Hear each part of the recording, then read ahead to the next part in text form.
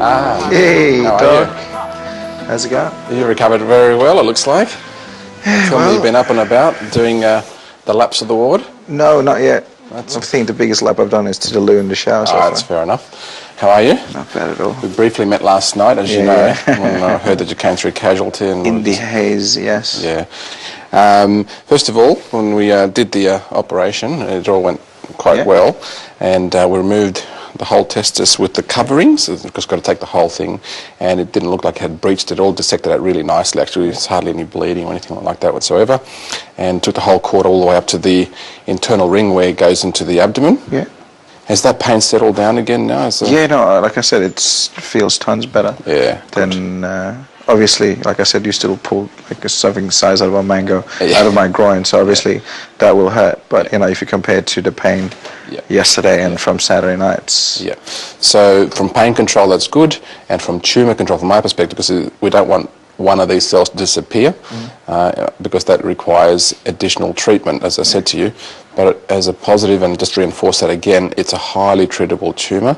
It will prove to be a tumour, just a question of which type it will be. Type it is, and then we can take things from there.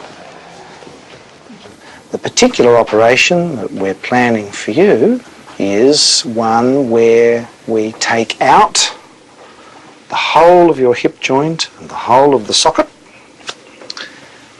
and having got it out of you, whilst you're still asleep, we hand it over to Dr. Hong, Angela Hong, from our radiotherapy department, and she will irradiate that to a very big dose of radiation, much more than we could use on the bone if it was still inside you. Because if we gave that dose of radiotherapy whilst it's in you, it'd kill your skin and your muscle and everything, and your leg would drop off from the radiation. But if we irradiate the bone outside the body, I can put it back in and reconstruct your hip joint and give you a hip replacement. And that will be the best way, I think, to deal with this problem for you. But I'll show you what you've got. There's the pelvis down here. So in your case, we're going to make a cut through the pelvis right up here, another one down here, and another one over here, and that whole segment of pelvis, including the whole of the hip joint and all the bone around it, is removed, and Angela irradiates that. We bring it back, put it in, and then once it's in there, I put a hip replacement in to reconstruct your pelvis. Now really, the next bit of news to pass on is the blood tests. Yeah. Two of the tests, the important ones, have come back and they're clear, and that's good. That's good, Yeah, that is good. And the third one? The third one's high, but as you know, that was quite a decent tumour. Yeah. Grapefruit, So probably bigger than a cricket ball, really. Yeah, we were talking about before. And that other test called the LDH is often a marker of size of tumour rather than spread, so we can just see what happens to that over the next little time. But more importantly, what you really need now is some staging tests, and we're going to do those scans and also wait for the pathology. So with a bit of luck, it'll prove to be what we call a stage 1 tumour. Yeah. That means confined to the testis or in that area only, and not gone to those retroperitoneal lymph nodes, which is the classical place for these to go. So the plan is, I'm going to try to expedite your pathology and maybe see you in the next week or so in the rooms, see what the scans show, and really take things from there as to what else needs to be done. All right. Thanks, Doc. Catch up with you. No worries. Yeah. I have a question just about having children. Yes, it's interesting.